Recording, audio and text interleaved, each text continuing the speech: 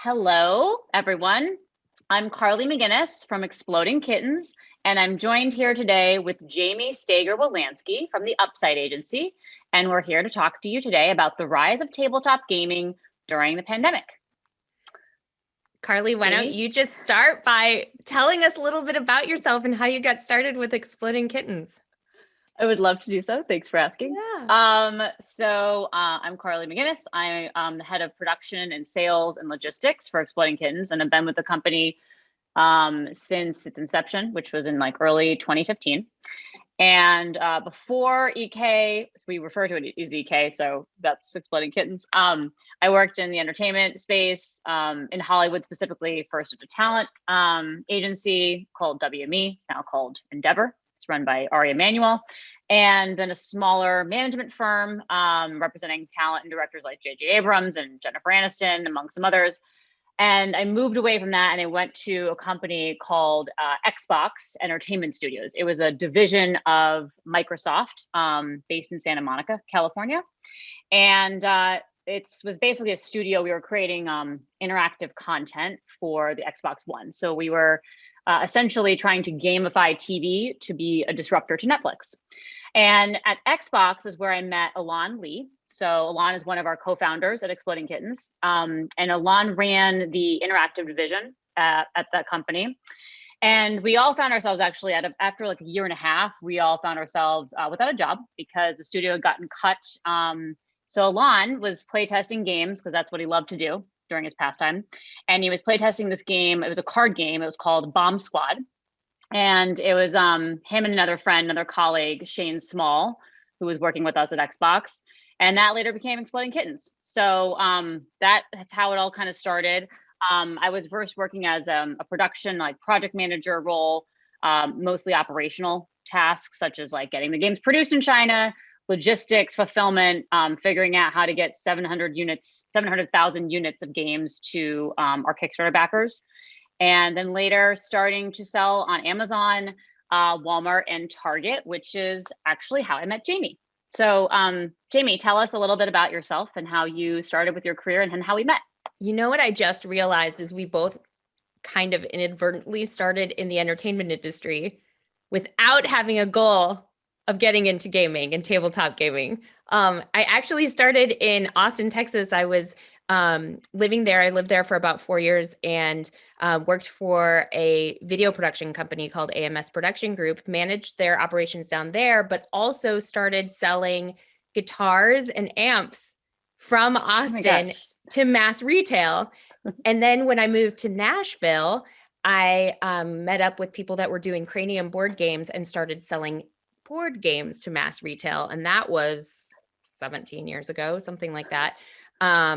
And then we met, what was it, in Essen 3 or 4 years ago? I think so. At in a Germany. bar, late night. Most likely. And the Target buyer introduced us, and she lost a drinking game, and I stood on a table and chugged her entire stein of beer. And you said, "Who are you?" We had to work with you. We had to work together. And that's how we all end up in the board game toys industry. That's a really good memory. Thank you for bringing that back. Yeah, you're welcome. So can you provide us with a little bit of an overview, high-level overview of what Exploding Kittens is, your founding story, the company's mission, what you guys are all about? Yeah, of course. So, we're a games company. The name of our company, as well as our first hero title, is Exploding Kittens. Exploding Kittens is kind of similar to Uno, except there are goats and magical enchiladas and kittens that can, of course, kill you. So it's like Russian roulette. You're all going to have a hand of cards, and you're going to go around a table drawing cards until somebody draws the exploding kitten card, and that person blows up. And is out of the game. And all the other cards in the deck help mitigate or avoid the risk of drawing that exploding kitten. So that's kind of our hero game. Some of the other physical titles we've made over the years: Throw a Burrito, a game of cat and mouse, Poetry for Neanderthals, and Bears versus Babies. So we take ourselves very seriously. And we primarily make physical tabletop and card games, but we also have two top performing mobile games. We have an iteration of Exploding Kittens in the App Store, that's premium app, and then we have a new free-to-play app called Kitty Letter, which just came out actually last week, which is a highly addictive version of basically Scrabble mashed up with Clash Royale. It's actually really silly and fun. In terms of just like what we stand for as a company, like our mission is, I would say, a little bit different than your, regular gaming companies.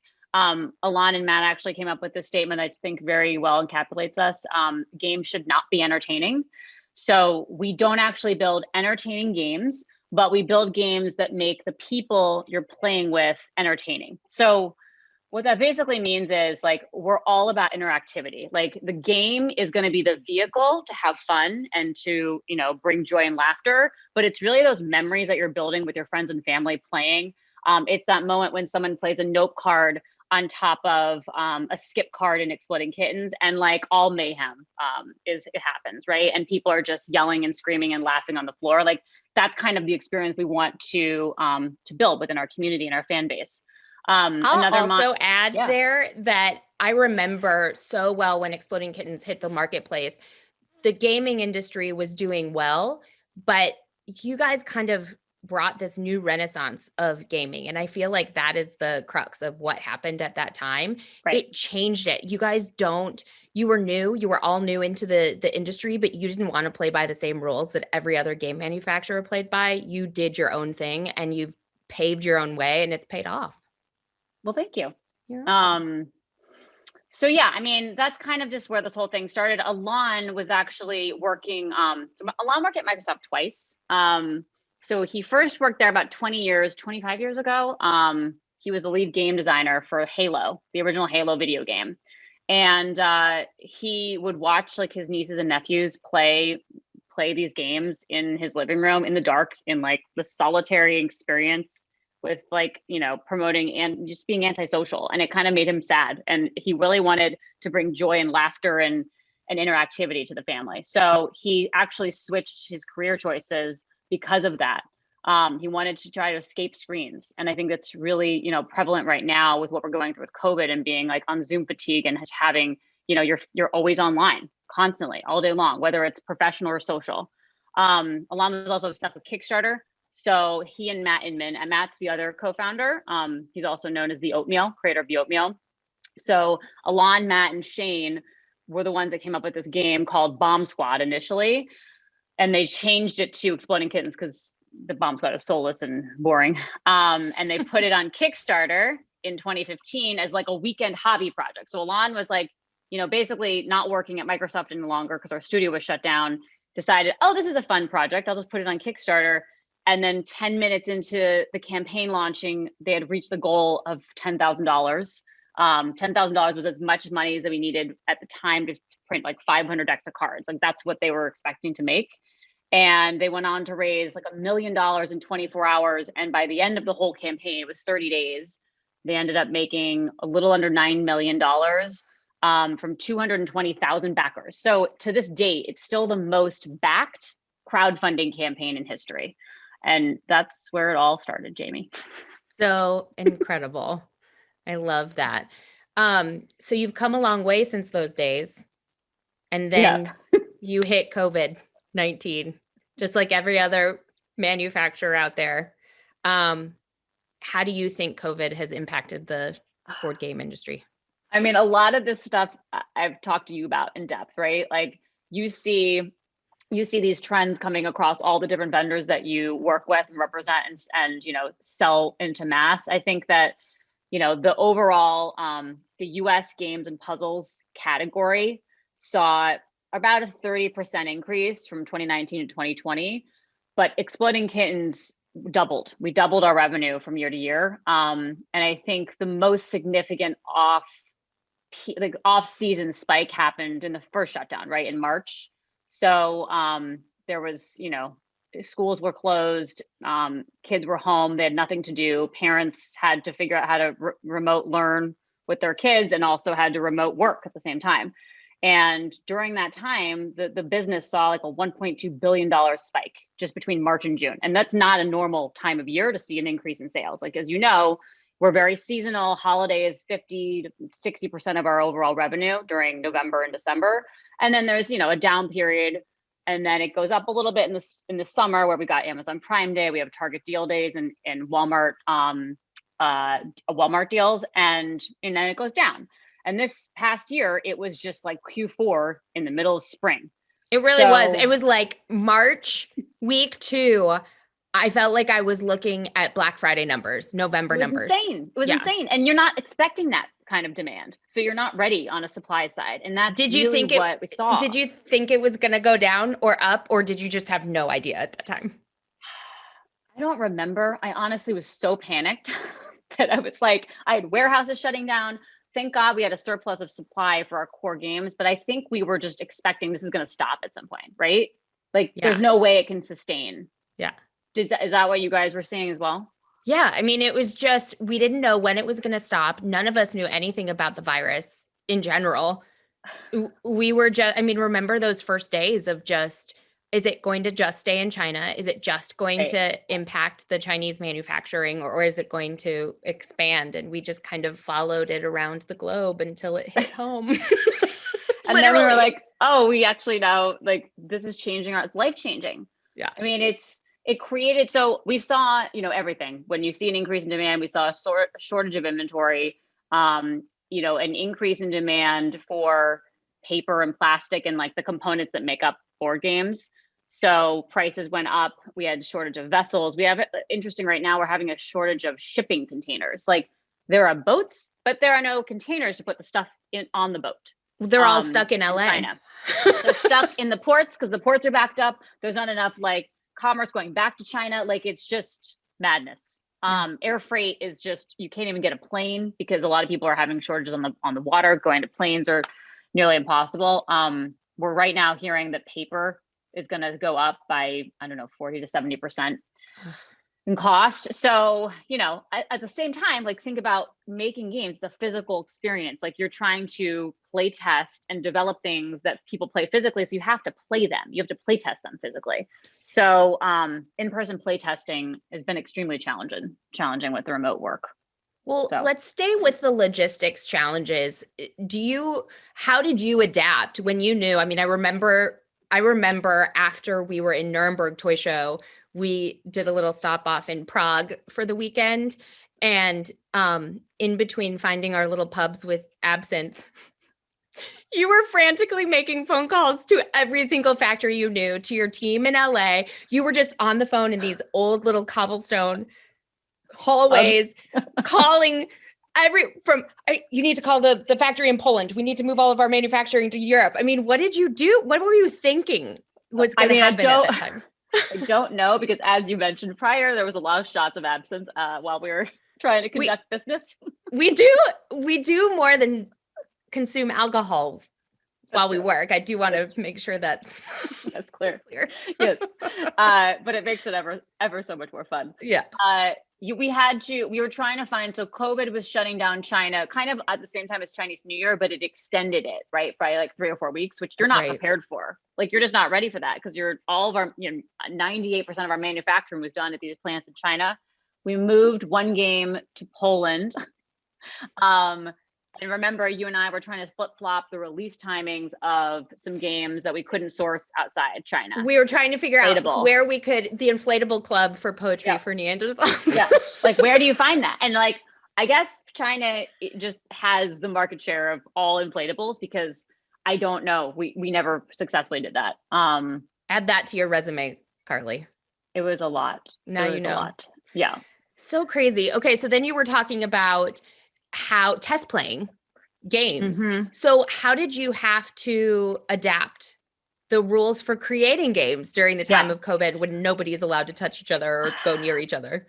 So I don't know why we decided to do this. I guess this was something we had already planned. And in retrospect, I would absolutely have changed this. But we ended up making the most like physically precise game that we've ever produced. It's called a game of cat and mouse. It's almost like a toy. So it's essentially, it's head-to-head pinball meets air hockey, and you're trying to fling balls with these magnetic cat paw flickers through this cat mouth. I mean, we're a little bit weird, so we make really strange things. But basically, you're trying to fling a ball through a cat's mouth. It's Rainbow Ralph and Cat, which is a character in Exploding Kittens franchise.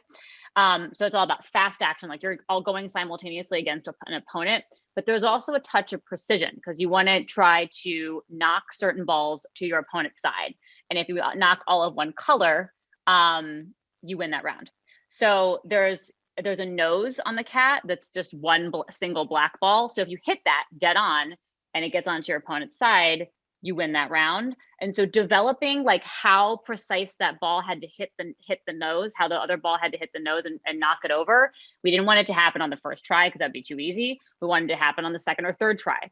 And trying to do that remotely, we had to like ship prototypes back and forth to each other. Alon's up in Canada playing the game against himself because he has nobody to play with. Like it was just, and we had all sorts of problems with like the mold and trying to tweak the height of the mouth because we didn't want to make it too hard for kids to get it through the mouth. Like you want it to be challenging, but you don't want it to be frustrating that you don't want to play it anymore. So why did we do that? I don't remember exactly. So it wasn't what smart. I'm hearing from you basically transitioned your person travel budget in 2020 to shipping, overnighting to Canada and back to everyone in America who on your team who could FedEx test and out UPS took advantage of our advantage of our issues. Yeah. I mean, we also tried to do like Zoom versions. Like we would play test stuff in this digital like sandbox. It's called Tabletop Simulator. So we'd use that to play test. It's never a great experience. It's just not the same as playing in real life.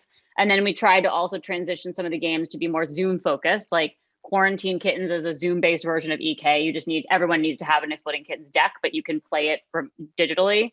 And then we made like a Zoom version of Poetry for Neanderthals, which is that taboo style type game you mentioned, where you have to like give clues speaking with single syllables. So you sound like a caveman. But yeah, it was beyond challenging. I mean, we had to try to continually figure out how to offer our fans entertainment, but also trying to modify it to the way that they were consuming entertainment during quarantine. So it was not easy. So we talked about developing games during the time of COVID, producing games in the time of COVID. How did your retail strategy change at all last year? I mean, you can sell the consumer a gazillion ways, but did it affect your distribution channels? Did you have to pivot your retail strategy? I think that, I mean, you know best, right? I mean, online sales skyrocketed more than ever before. So consumers' buying patterns are just shifting, right? They're not just going in store, but they're using other modes to get stuff, whether it's on e-commerce, whether it's curbside pickup, delivery, like online sales. I think specifically at some of the brick and mortar retailers in the past, single digits, right? Like under 10%. Yeah, maybe 5 to 7. 30, 40. Like, I mean, what were you seeing? Oh, I had some items at the end of the year that were 70% of their total sales in 2020 were digital. Yeah. Top selling items. I really want to actually call out Target. I know you work closely with them, but they really, I feel like, won the pandemic for brick and mortar because they pivoted. It's about making the consumer shopping experience easy, right? You just want to make it as easy as possible. They did stuff like have that smart mix of omni-channel buying online, curbside pickup, delivery. I mean, Amazon, if you remember, wasn't shipping for like weeks. There was like a 6-week delay in getting Prime orders in March. They were prioritizing toilet paper and hand sanitizer when Target went in and basically bought all of the games they could possibly get to try and support the entertainment perspective of the consumer's mind. It was challenge. I mean, I think Target really picked up a lot of market share during those months and still has continued that momentum. So, you know, the other thing that's interesting, I was actually reading a Wall Street Journal article about this a couple of days ago. The fact that Target has such a good mix, so they have essential items, right? They have grocery and so does Walmart. But the difference is Target's really leaned in on their non-essential items like apparel, and they've done really well with those over the years. And so now that people have stopped like panic buying, like all the toilet paper in sight, they're now like, okay, well, where do I get a workout t-shirt? Like I can go to Target or I can order it online and pick it up. And they've really captured, I think, and continue to capture the market share, over the last few months. And I think it's been very successful for them. Yeah. And I'll get my workout shirt with my groceries with my new version of Exploding Kittens expansion Yes, of pack course. that's what it all just comes Bring together. it all back. Bring it all back. What else did you do? Did you have to lean on your direct to consumer model at all? Yeah. So we were already doing this. It kind of just happened simultaneously to COVID. And I had to really focus on B2B and to going to retail in the beginning of the pandemic, because the majority of customers were going to those places. They're going to Walmart and Target and Amazon. But we also have been prioritizing D2C, like our website, over the last 9 months. And this is something that, we're really focused on, making the best offerings, the best pricing, giving free shipping, even though it means making lower margins for us. Figuring out how to bring like new items there so people come there first, and building really that community footprint. So Amazon shutting down and not buying anything for 2 months during March and April really opened our eyes to, we need to have a backup plan. If these retailers go through this again, we have to be reliant on ourselves and not just, the brick and mortar e-commerce giants that we work with. It's all about diversifying your distribution. So it's been a main focus. Yeah. How do you think that all of these changes and adaptations you've made through the pandemic will impact your industry going forward?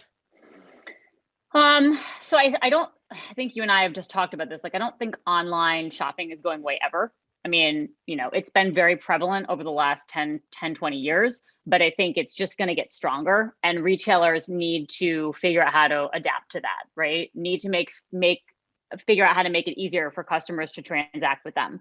Again, curbside pickup, making shopping easier, more convenient. Mass market's really stronger than ever. Target and Walmart are not going away anytime soon.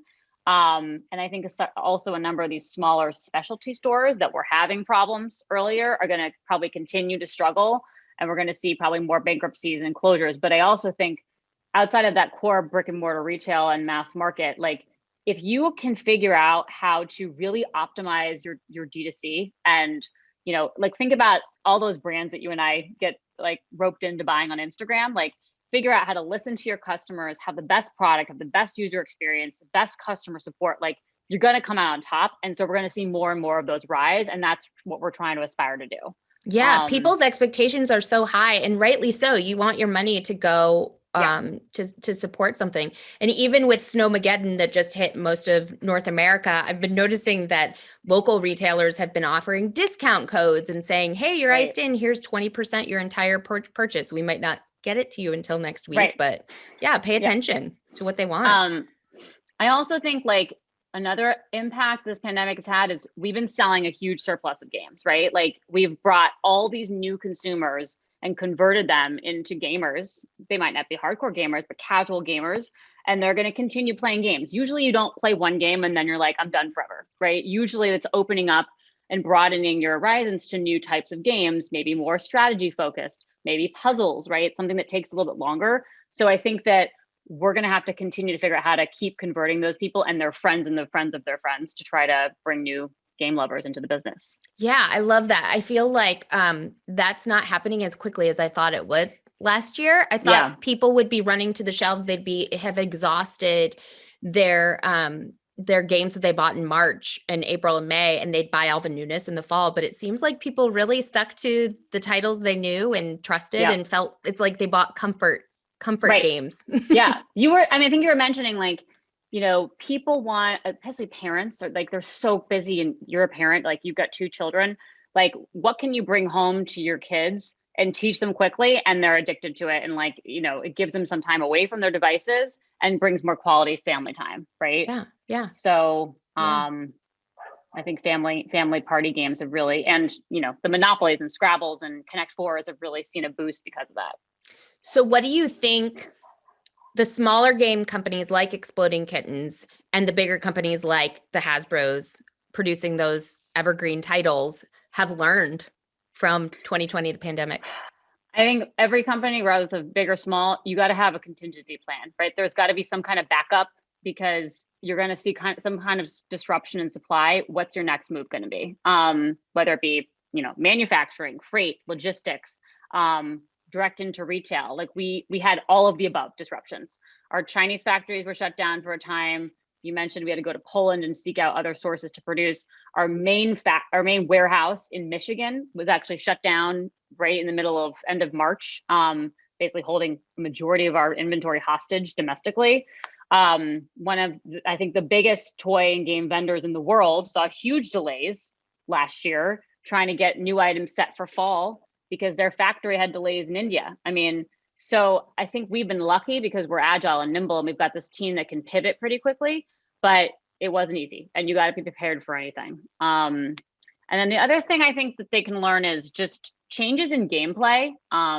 So we were pretty successful just trying to make something that's familiar, but also different in terms of like what the offering is. And I think that touches upon like your comfort, level of comfort of what you're, playing. We did this really successful game. It's called Throw Burrito, which I mentioned, and it's dodgeball meets cards. So the game mechanic is spoons. I don't know if you remember, but like you passing cards in a circle, trying to collect 3 of a kind. And then at the same time, you're trying to duck and dodge like crazy airborne burritos flying at your face. It brought back like a physicality element to game night that hadn't really been around before or ever. So I think just thinking about those types of mechanics has been interesting. And then also the shift, you can talk about this a little bit, but shifting away from adult party into more family party, just having a more broadly appealed game that touches upon everybody in the family. Yeah. Saw it. Yeah. That shift is definitely apparent. It's more family games. So who can you play with? Well, not that you're quarantining with grandma really, but like grandma to your 7-year-old kid. Exactly. Yeah. How do you think the future of tabletop gaming is going to evolve? I don't know. I mean, I think that socialization will never really be quite the same. I think people are going to have a hard time giving each other hugs when we come out of this still. Like little things like that, right? And I'm sure there's all sorts of psychology studies being done about like how we're going to be different. But I think that we're still trying to figure out what that means, how that translates to physical games. For example, will strategy games, things that take longer, be more mainstream now that people are converted? Will puzzles and stuff, things that people didn't have time for before, are we going to take a step back and not be so rushed all the time? I don't know. Or will people just go back to their normal lives and be like, okay, I can go to the movies tonight, dinner tomorrow night, leave the kids with the nanny. I'm not quite sure. But I think it's very clear that this industry is not going away. It's everlasting. And I think that that's one for sure thing we can count on. Yeah, it's interesting through the history of the US, every time you've hit a roadblock, and this is obviously a global pandemic, games has always grown. The games industry has always lifted. Monopoly was huge right after the Great Depression. So I think that hopefully people will continue to lean in. I agree. That brings me to AR, VR, which it's going to be a part of all of our lives. That's kind of the most groundbreaking technology that's going to affect all of us. I've heard something recently that a futurist said that it was going to be more important than the discovery of fire. Wow. Yeah. Isn't that terrifying? Let's just stick to our card games, people. How do you think that development of new technology will affect tabletop gaming in the future? I think that they're here to stay. I don't think it's going to make them obsolete. I think that the trends are going to change. Like you see new trends every other year. There's like something new that comes in, whether it's a physicality, with card game, board games. I don't think that they're going to go away. But I do think that like living in such a digital age is going to continue to be really taxing on all of us, and we're going to continue to want to escape from it. And so I think that's why they're so resilient. I think humans really crave physical connectivity, right? Like you want to be with people. Doing a Zoom happy hour is just not the same as being at our lovely Metahune tiki bar in Essen, Germany. It's just not the same. Like as much as we want to recreate it. So I think that there's going to be interesting elements of technology woven into games. Like we're trying to figure out if a companion video app works with a tabletop game, right? Like, I think there's been some resistance from those types of games in the past, but I think there will be a more like, blend of the two in the future. And the other thing is, like, Align actually did this transition, went from video games to tabletop games, 6 years ago. And I think that it just speaks to, how the memories and how strong these experiences are when you're physically present with your friends and family. That's just irreplaceable. So I don't think it's going away, but I think it's going to have an interesting impact in the future as those two technologies become more prevalent. Yeah. Okay. Without giving any trade secrets away, what's next for Exploding Kittens? Well, thank you for asking. So I think that we're going to continue figuring out how to expand IP, right? Beyond just games. So new content, new types of digital games, whether they're console-based or mobile-based. We're really trying to focus on international right now. So Exploding Kittens is in like 30 languages or so. And we're working to figure out how to continue to build and fuel that international pipeline with our new titles. We're also exploring some puzzles right now, which we have never done before. And then on the physical game side, just new types of games. Again, like strategy, more two-player focused, multimedia with phone companion apps, partnerships with other publishers, mashups with other popular games. And then ultimately we have to continue to expand like any existing franchises to keep that community thriving. Yeah, it's so incredible how you've seen that growth globally. Exploding Kittens. Who knew Exploding Kittens would bring the world together? I actually, one of my favorite teams internationally is the Italian team, and they translated Taco Cat. So Taco Cat is a palindrome. So his name or her name spelled forward and backwards, Taco Cat. Italian's obviously a different language than English, and it was very challenging to come up with a palindrome word. And they came up with a taco gatto, which means 8-sided cat. Oh, so cute. So they made him like into like this octagon, and he was adorable. It's just like so cool and clever how you can translate something and it really ends up being evergreen worldwide. It's awesome. It shows that how games bring people together. It really does. I mean, we've been talking about how the future is going to change and shift, but really people just want to be together and be human together. I just love it.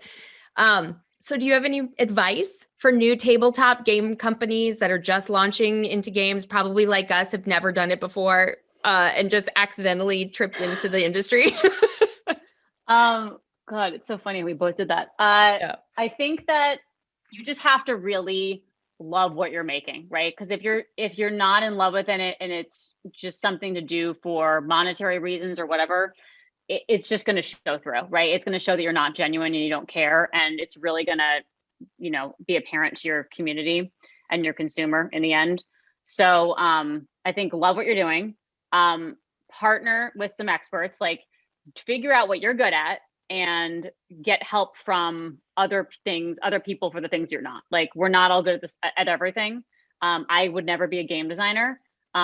So we figured out how to, in the beginning, we didn't do all the distribution and manufacturing ourselves, right? We took that on over the years as we learned. We also didn't go right into Target and Walmart, right? We started with Kickstarter. We learned how to do a Kickstarter campaign really well. We then slowly transitioned to Amazon because that was the most natural place for us in terms of just e-commerce solution compared to Kickstarter. And then 2 years later, we started with Target. And as you know, mass market is not easy to deal with. And you've got to really, it's can be hugely impactful and then detrimental if you mess it up. So, and you'll never make everybody happy, even though you really just want to sell games. It's just, you just want to make them. Just want to make them. Just want to make games. I think the other thing is just be prepared, like have a plan of some kind of plan. Things are going to go wrong and you're going to go on a detour here and there, but you want to make sure you're not just jumping in and trying to do as much research as you can before launching. So those are the things I'd say. Carly, you are truly one of the most talented people I've ever worked with in the industry. Aww. And you are so good at what you do. So many people could learn from you and what you're doing. And you lead such an incredible team, and it's just industry changing. And I couldn't be more proud to work with you. I feel exact same. Thank you so much, Jamie, for doing this with me and for guiding us along the way. I don't know if we fully went into this, but you have been such an amazing and impactful advisor to the Exploding Kittens team and to me personally and professionally. So thanks. So that's Dream all I'll say team. before I start crying. We're just crying because we miss each other and we need human connection. I'm not crying. Thank you so much for doing this, and I look forward to seeing you and giving you a big hug in person. Me soon. too. Can't wait. Thank you. Bye. Bye.